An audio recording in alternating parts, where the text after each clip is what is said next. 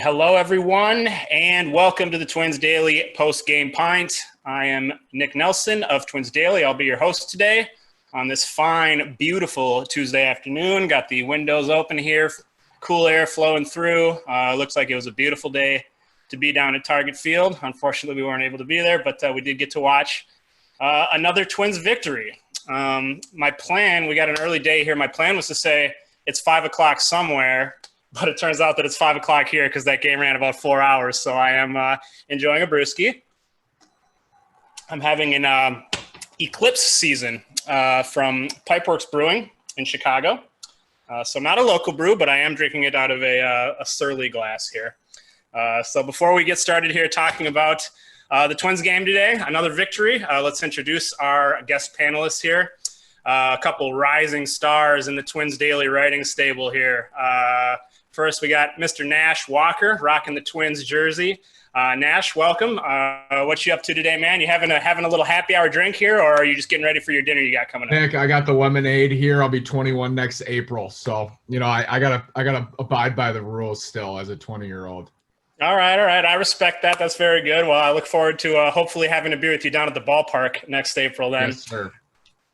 Andrew, welcome. How you doing, man? What are you up to today? You having a drink? You chilling? What you up to? I'm just drinking some water today. Kind of lame. I was out golfing this morning and trying to rehydrate after that, so I didn't. Nothing really wrong with that. So, but no, just enjoying another win, 9-2. Feels great. So. That it does.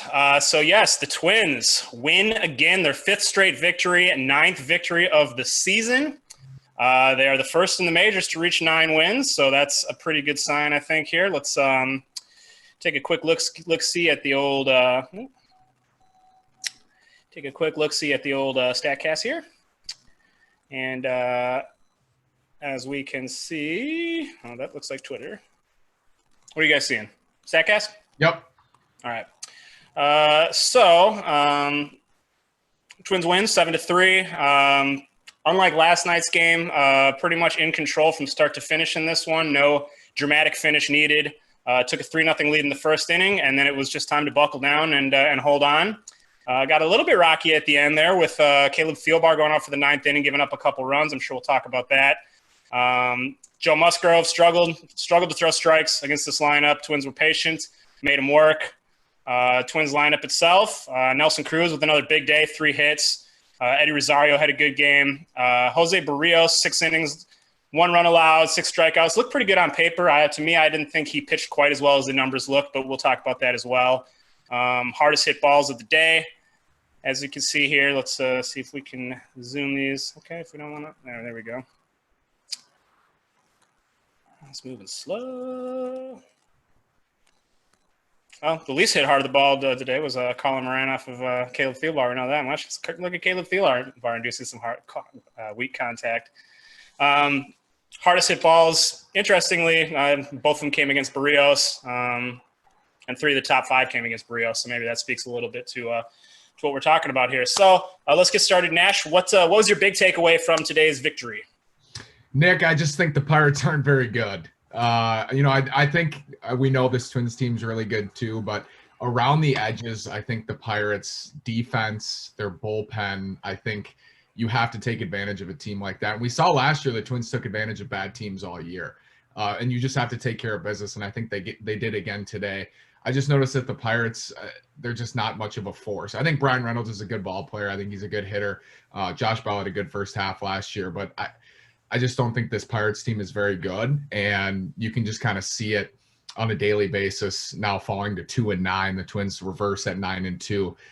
You expect this to happen, but I think Berrios, like you said, he wasn't sharp, especially early on. I think he rolled a little bit in 4th, 5th, and 6th inning, pitched better, and the drone delay hurt him a little bit too with the pitch count. But I think the offense still is sputtering a little bit too. Nelly and Eddie, I think, were like 6 for 9 or something combined today, and then everyone else wasn't doing much. Kepler walked 4 times, but they're just beating bad teams, and that's what you have to do. And I think that's the focus here in this part of the schedule. They go to Kansas City this weekend, so 2 more in Pittsburgh and take care of business. Hopefully get 3 out of 4, maybe sweep, and then in Kansas City too in a divisional matchup. Continue to do what they're doing. So I'm encouraged. There's not much to complain about being 9-2, but it hasn't been the sharpest start, I would say. Yeah, agreed. Pittsburgh kind of made it easy for them there, kicking the ball around a lot and not really doing a whole lot on offense or on the mound. Andrew, what struck you most about today's game?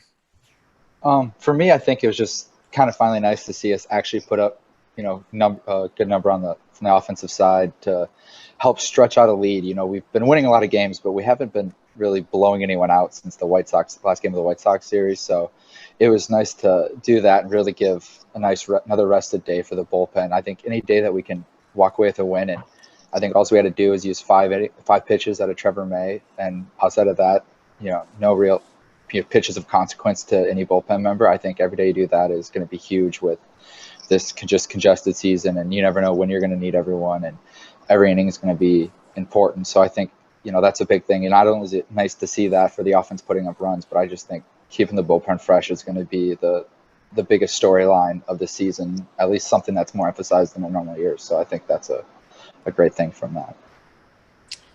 Yes, sir. Agreed. Just want to let everyone know who's in the attendee pool here. You are able and very encouraged to participate. It's supposed to be an interactive show, so we'd love to incorporate any questions or thoughts from the crowd that we can. You're able to participate in a few different ways. There's a chat panel there on the side where you can enter any kind of comments or questions into. I see a few people already have. We have Drone Pilot Paul who says, sorry about that. I don't know, Paul. I don't know if we're willing to forgive you for, I think, maybe the first drone delay in Major League history, or at least the first one that I've ever seen. And Zachary Hankel says he is drinking a Surly Extra just to rep the TC. I love the Surly Extra myself. That's a great beer and certainly a great summer beer. You guys can also, if you want to participate, there's a Q&A panel where you can enter questions, and we'll make sure that we get those answered on the air as well. And if you raise your hand, there's a hand raise function. You can actually step in and even jump on camera on the mic. So let's talk a little about this. The Twins, 9-2, fantastic start. They'll be heading to Pittsburgh tomorrow for a couple more games against this Pittsburgh team, which per Nash's point, I think is the good news for us. Although it'd be nice to get a little tough competition and be challenged a little bit. They're kind of coasting a little bit, able to make some mistakes and get away with it. And I think, to me, Berrios' outing was emblematic of that. As I mentioned, it looks good on paper, the numbers. He wasn't quite all there for me, though. It was a little frustrating when the Twins took the early 3-0 lead, and he was struggling to throw strikes, a little command problems. There was a lot of hard-hit balls. The two hardest hit balls of the day were hit against him, as mentioned, and quite a few deep balls, nothing that got out of the park or anything. But what do you guys think? What were your impressions of Berrios today? Let's start with you, Andrew. I think for me, he only gave up one run, but I think it was just another blah start. If he was facing a lineup that was anything better than the Pirates, that could have easily been a 4-inning, 3-4 run outing.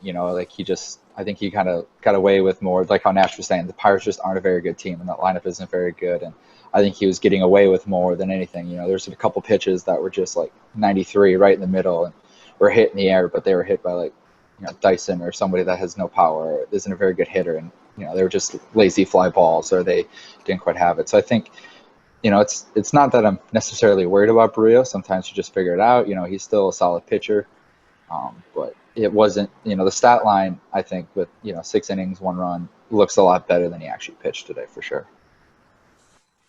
Agreed. Nash, what were your impressions?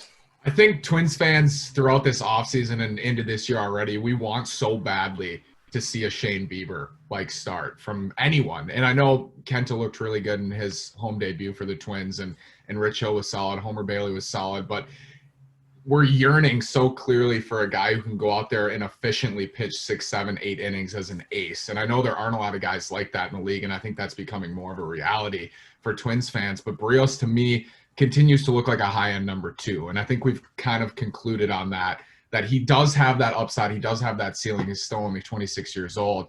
But I think we're seeing start to start that upside needs to come quicker if he's going to be that ace for this club. And I do think they have a lot of upside in the rotation generally. I think Maeda can be that efficient and can be really strong with his slider and his changeup too. He's not overpowering. And I think Rich Hill, when he's healthy too, can be that guy. But we're hoping that it's Berrios, homegrown, drafted by the Twins. We've seen that upside last year. He went 7, struck out 11 in Miami. It's that kind of start that we want to see from him. And that's not going to come consistently, but more often. I feel like we're waiting to see that and just continuing to wait to see him be more efficient. And I think Seth said it best.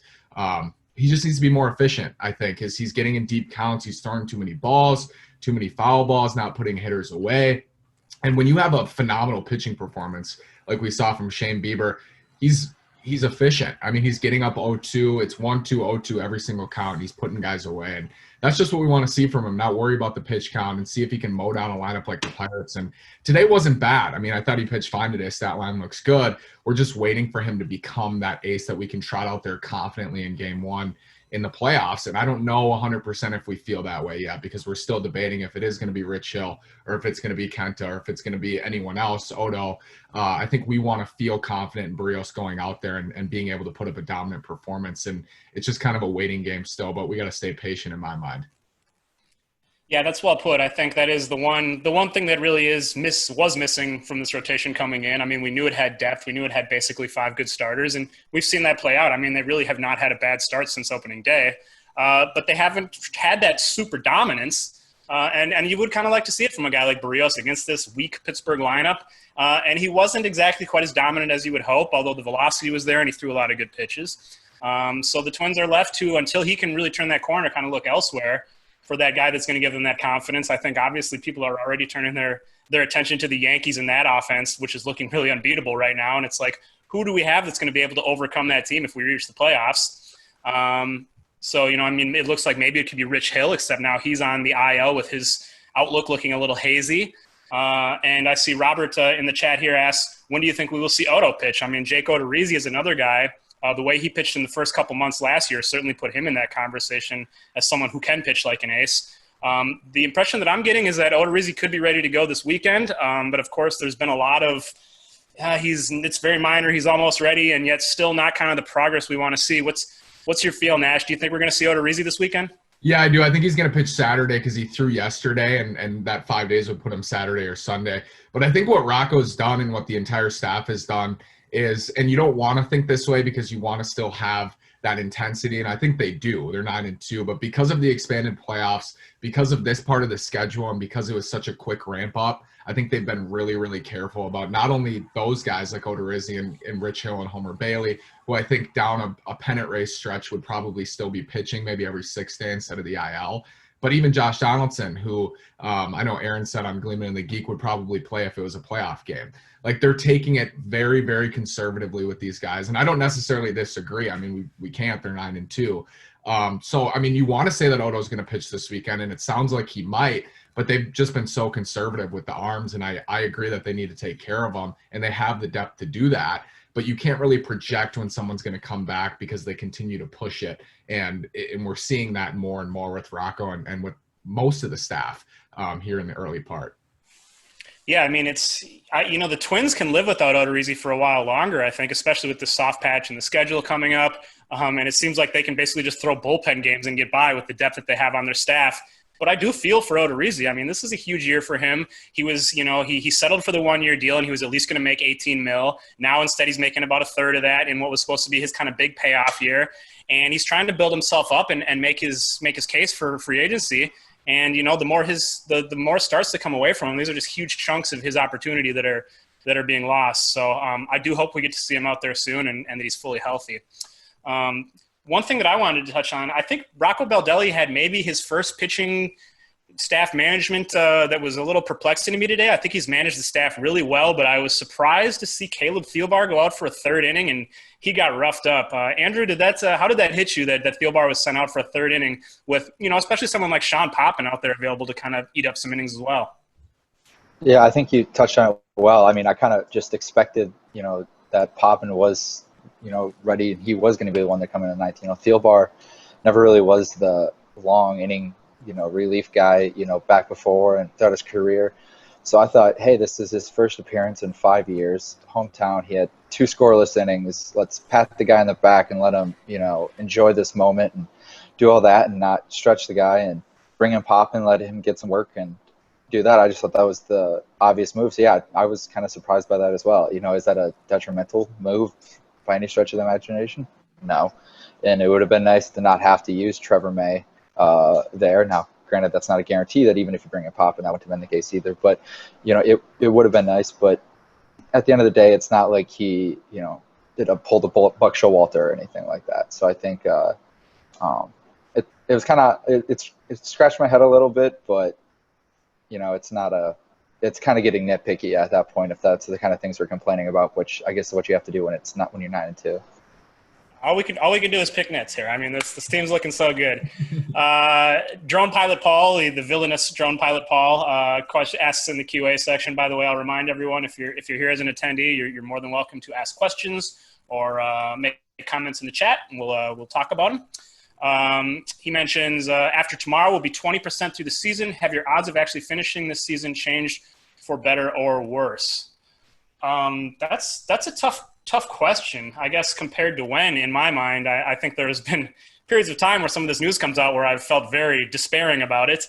But I think for the most part, it seems like things are kind of being contained. They're not spreading across different clubhouses to different teams that I've seen, which would be hugely worrisome. What are you guys feeling? Are you feeling confident that we're going to get through this thing? Has it wavered at all or changed in the couple weeks we've been playing here? I'll start with you, Nash. I felt like last week we were waking up every morning and it was terrible news every morning. And I think throughout you made a good point, Nick. Like throughout summer camp, I think we felt confident that we might be able to get through it, or at least get through the first part of it, because there weren't a lot of positive tests relative to how many players are being tested. But I think in the first couple of weeks of the actual regular season, it definitely has decreased for me with the Marlins outbreak. Now the Cardinals having major position players in Yachty and Paul DeYoung going down, and Carlos Martinez as well. It's discouraging, and you do feel that gloom. And when you're watching this Twins team and they win games, you feel good about it and you're excited that they're winning and they're so fun to watch.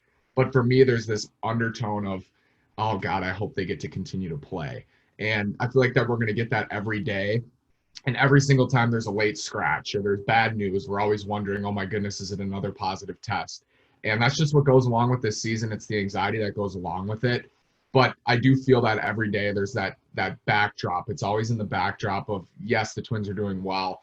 They look great, and it seems like they're staying relatively healthy. But no one knows what tomorrow will bring. And that's been the case this whole summer, and it hasn't changed with baseball. And it's actually worse with the travel and teams having outbreaks. So, I mean, I feel that every day for sure, and I'm sure the players do too. And that's something I've thought about. And I think Rocco said it's the most mentally challenging season any of these guys will ever go through, because I can't imagine going out there and playing, not knowing if you'll even play next week and still having that competitive edge. So I think about that a lot when I'm watching, and I can't imagine what it's like for the players in that sense. But I'd say it's decreased for me, unfortunately. Yeah, I can't disagree. And I mean, it would just be the most Minnesota sports thing ever for the Twins to be off to like a 20-2 start and headed for glory, and then for the season to get canceled, right? Especially when, I mean, I realize, in a lot of these cases, it's unpreventable. No one's doing anything wrong that they're catching it. It's just sort of the nature of an extremely infectious disease. But it sure seems like the Twins are taking this very seriously and taking a lot of personal responsibility, and Rocco's got them on a good program. I mean, I feel confident that as these guys travel around, they're taking care of themselves and covering their bases. And, I mean, it says a lot that they were all able to avoid catching anything when apparently the virulent Cardinals were in town. So that would be an extra bummer if the Twins are really doing everything they need to do, playing extremely well, and yet due to things that are out of their control, it slips away. Andrew, what are your thoughts? How are you? Are you feeling better, worse, or where do you stand? Yeah, I mean, definitely going into the season, I was just optimistic, and part of me was just happy to be able to watch baseball again for however long it happened. And when the Marlins outbreak happened, and then the Cardinals one too, it was just like, I remember my mom texted me one of those days, and she was just like, I feel so bad for you if they cancel this because you've been waiting so long for it. And, I was just like, in the back of my mind, just like, whether it's the part of being a pessimistic Minnesota sports fan or just everything going on with this year, I'm normally generally an optimistic person, but just outside of Twin sports or Minnesota sports, but like, it was just one of those, it's just like, I felt like, yep, Monday comes along and we're not going to have baseball anymore. And all of a sudden now it's Tuesday here, and, we're still playing. It still seems going, but, I'm definitely way lower than I was to start the season, but I'm also much higher than I was a week ago, just seeing how teams reacted. And part of it's that initial learning curve that teams are just going to have to figure out. I think a month from now, teams are going to be better at figuring out how to prevent this from spreading while still being around each other than they were at the beginning of the season, just like how we were at the very beginning. Back in March, we didn't know how to spread it. Hardly anybody was wearing masks. We were being told not to wear them, doing all that. And it's just, as time goes on, you learn more things on how to prevent it. And I think we'll do a better job of control, but at that being said, there could be something happening right now that would have the season be ready to shut down. It could happen at any moment. That's a very scary thought.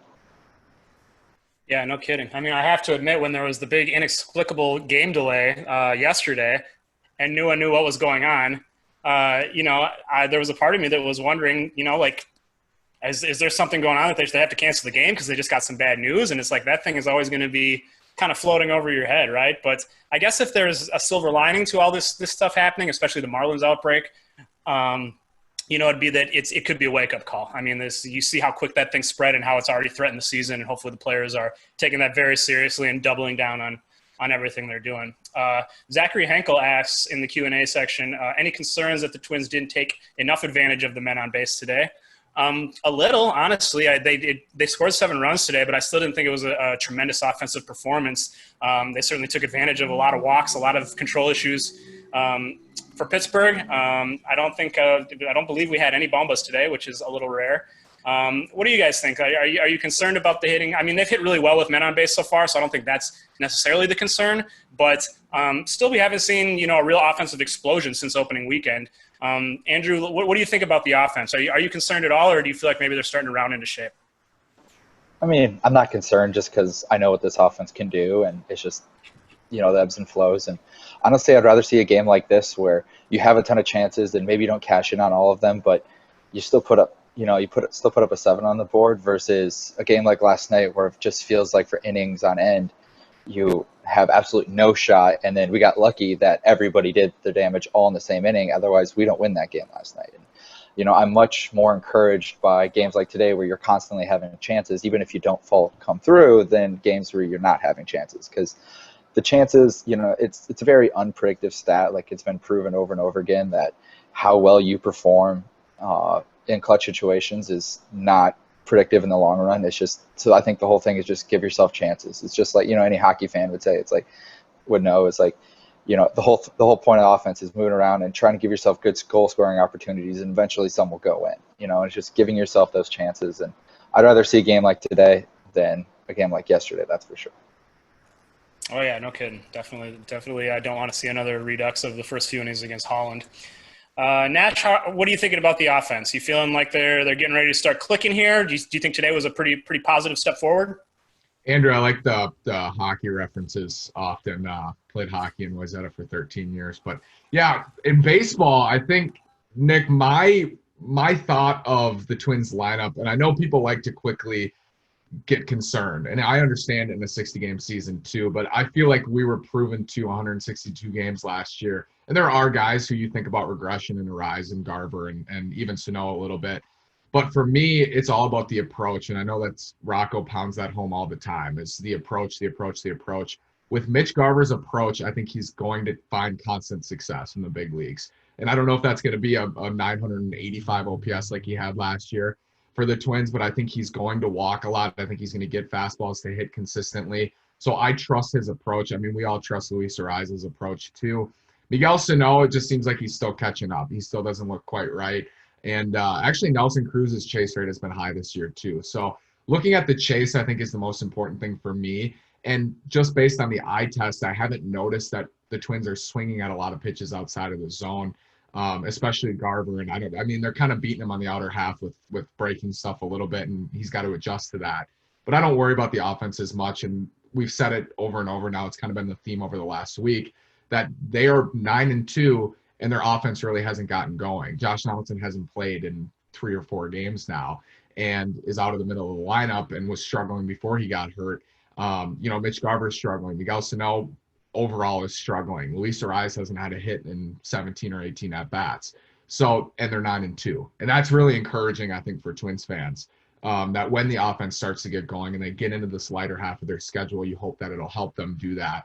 I'm confident that they will. I think they're going to start putting up crooked numbers in the home run category. I think they're going to start having huge innings again. And I'm confident in most of the lineup for sure to bounce back, especially guys like Garver and Arise and Sano and basically everyone. I'm confident in, because I think they did prove to us last year that they can hit, and I don't doubt them in that area whatsoever. Yeah, no, I think it's there's not a lot of reason to worry. I mean, the short season, obviously, you don't have a lot of time to get hot. But for the most part, these guys are taking good at bats. It was really good to see Max Kepler took a bunch of walks today. I think he only had one coming into today. As your leadoff hitter, you want to see him being able to get on base like that. It is very strange to see Arias go 0 for his last 17, I think. But he's not taking bad at bats really. He had one 3-pitch strikeout, which was weird. I don't think you see that very often. But he's been getting robbed a lot. And even today, it probably would have been an error if he would have reached, but it seemed like he should have been safe on that play. One thing I wanted to talk about that sort of struck me was Byron Buxton. He's been off to a slow start. I think maybe it was Bramer who made the comment on the broadcast yesterday that you just really haven't seen him smile that much. It seems like he's frustrated. It seems like he's, not having his usual fun as much as he kind of tries to catch up from the late start and everything. But he had a play today where he, kind of partially forced an error, I think, with his speed, and then was able to move up a base. And then that catch in the outfield, boy, that was a beaut. He ran so far for that thing, got there without even having to dive, made it look easy once he got there, and then just had that big smile on his face after he made the catch. I thought that was great to see. What do you think, Nash? Were you happy to see Buxton with a smile on his face after that amazing sprint? Unbelievable. I mean, we missed that so much from last year. JK's not going to do that. Max Kepler's good out there, but he's not going to do that from center.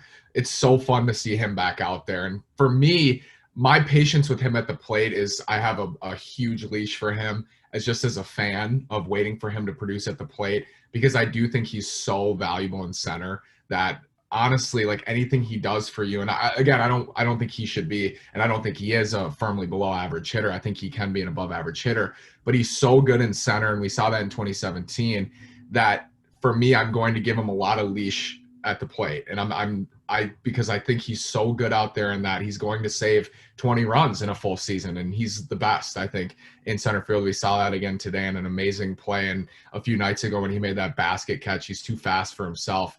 I think he's unbelievable out there. And anything he does at the plate, in a certain sense, is a bonus, I think. And when he's hitting ninth in such a good lineup, I think you can have some lack of production in his spot for a little bit as he catches back up. He is getting under a lot, and I think that's a good thing, because his fly ball rate just flew up last year, hitting the ball harder, hitting the ball in the air, hitting home runs, a lot of doubles. So I think he's going to start making solid contact.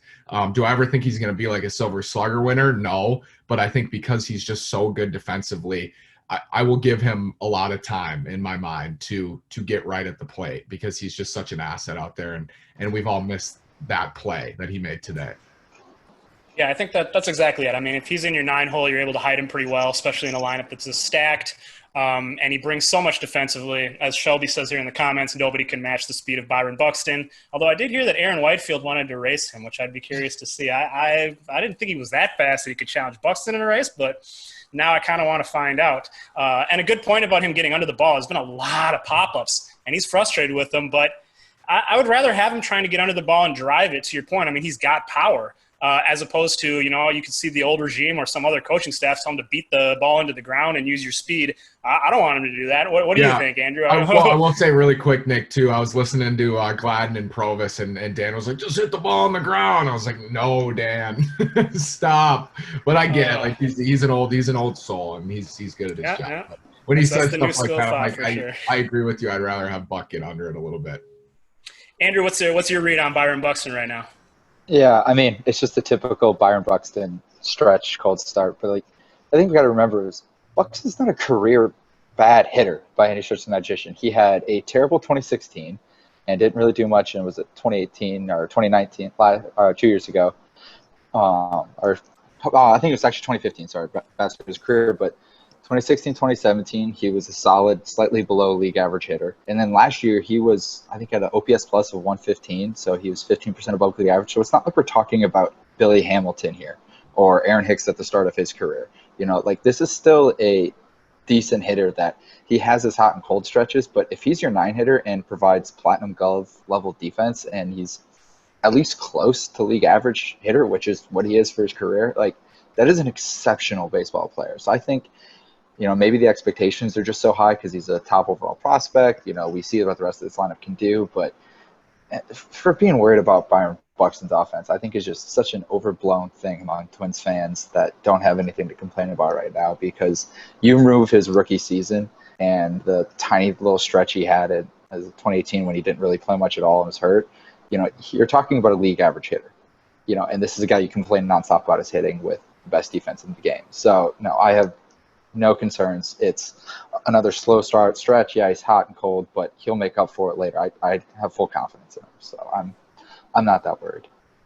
Yeah, I mean the point I made last night on Twitter is that people that are criticizing Buxton, he is what he is. He's just never going to be a good hitter. I think that their memory is either too short or too long because, it doesn't really matter what he's done this year in a couple weeks, 10, 11 games, getting the late start. And it doesn't also matter that he struggled when he was 22 coming into the league. I mean, most hitters do, right? So yeah, I think he's going to find his groove eventually. And as long as he finds it as we're getting into the later part of the season and getting towards the playoffs, that's all that really matters, right? Cover the last couple questions here, and then we'll get going. I know Nash has to take off pretty soon. Justin Atkins mentions, did you guys know that Z was pronounced Zed up here in Canada? I'm not sure how that's relevant, but I did not know that. Did you guys know that? Did not know that, no.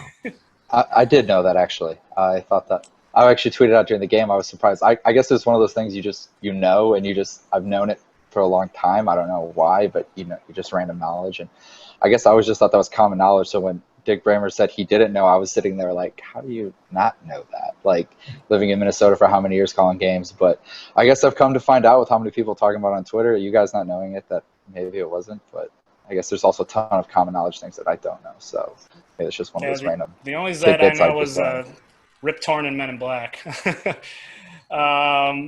Let's talk real quickly about Caleb Theobar. It was really good to see him. I mean, up until the end when he struggled, I don't know why he threw 50-plus pitches, obviously, as we discussed, but he threw pretty well for a guy that hasn't thrown in the big leagues for a while. It's a good story. He's a local guy. He's gone a long way. You guys happy to see Theobar out there, and do you think he can stick around for a while here once we cut down the rosters?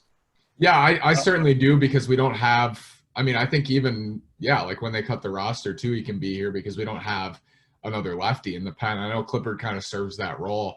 But I think, he looked good today. I thought his stuff looked good, and his fastball was playing up, it looked like, too. They were behind 91, 92 up in the zone. So, I think he can stick around. I think he's a good long relief option, but the Twins are so flush with that. And I guess Devin Smeltzer fits into that role, too, but he's more in a long relief. He's not going to come in, bases loaded against a lefty, but maybe Theobar can do that.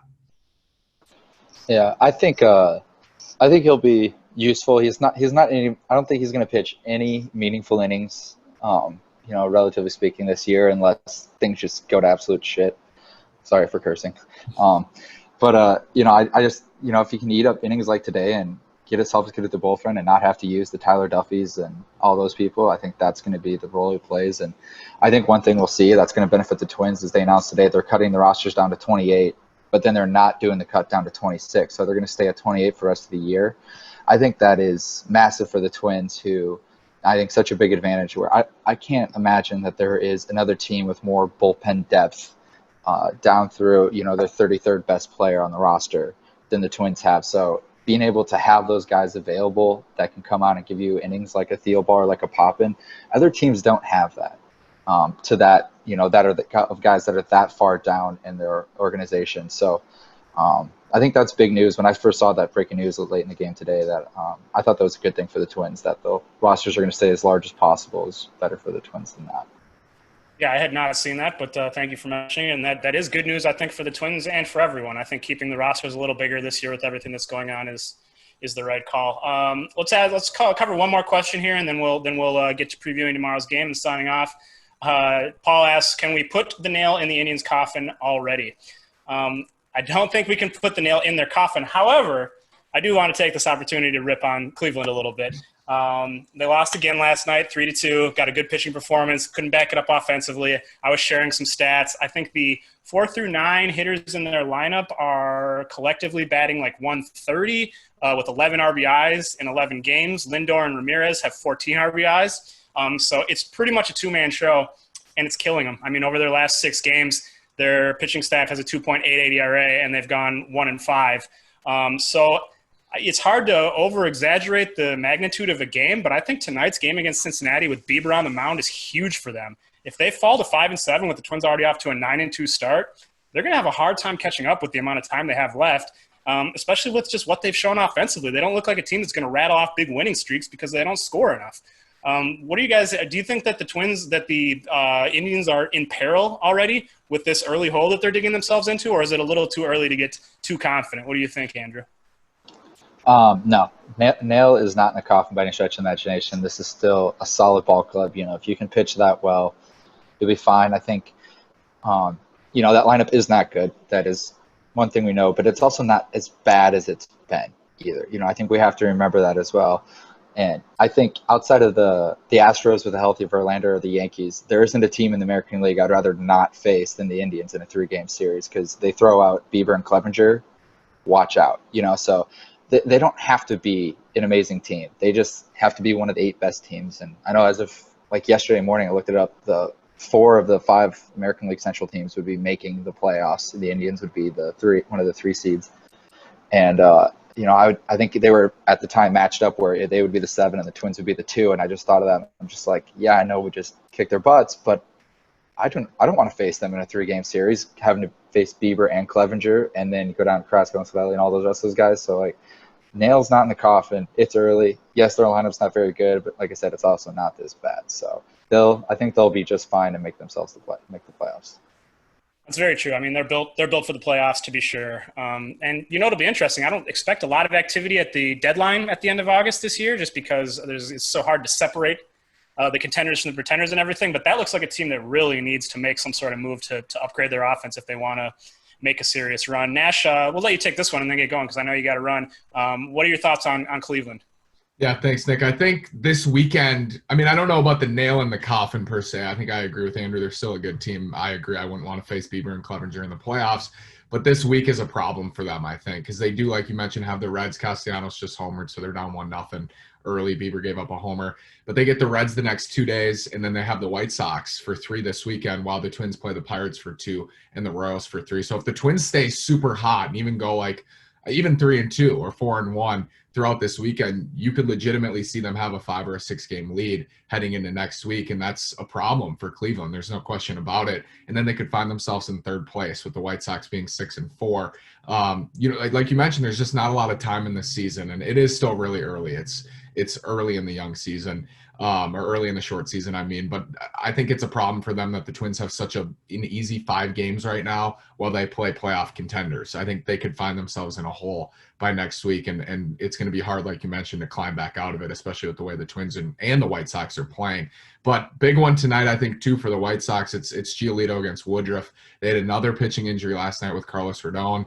We know Reynaldo Lopez got hurt in that Twins start. They don't have a lot of pitching depth, and we know that about the White Sox. So they need to win Giolito's starts. Woodruff's really good, too. I think Milwaukee's favored tonight by a little bit. But it's a big night for the AL Central with the Twins winning today. And I always love day games because the Twins will win and then they have their win for the day. And then you're just cheering for the other teams to lose. But it's a big night in the Central, Nick. I think you're right. Tonight's a must win for the Indians in a certain way, in a weird way. But I think the White Sox, too, need to win Giolito's start against Woodruff. Big night in this division. I hope both lose. Well, yeah, that is it. Twins fans can feel pretty comfortable right now. Sit back with that league, MLB leading 9 wins, and see what happens in the rest of the division and the league tonight. Twins will now travel to Pittsburgh for the second half of this little 4-game home and home. It'll be Randy Dobnak against Trevor Williams tomorrow, and we'll have another Postgame Pint coming at you after that game. You can always go to postgamepint.com to find links to the next upcoming episode. We hope you'll join. We hope the Twins will win again and extend their winning streak to, what will that be, 7 games? Yeah, 6 or 7, yeah. and get up to 10 wins, 10-2 record. They've got a pretty soft schedule still, so as long as they can keep taking care of business, they're going to be in very good shape. So thank you to everyone that joined us here tonight. Make sure to check out twinsdaily.com. I'm sure there'll be plenty of good stuff tomorrow covering this game and everything else. Nash and Andrew always delivering when they write for the site. And make sure to check out Postgame Pint. Share any thoughts with our Twitter or any of us if you have any ways we can improve these shows. And go Twins. Thank you again to Nash and Andrew and everyone that joined us here today. Thanks, Nick. See you, Andrew. Thanks. You guys take care. Take care, everyone.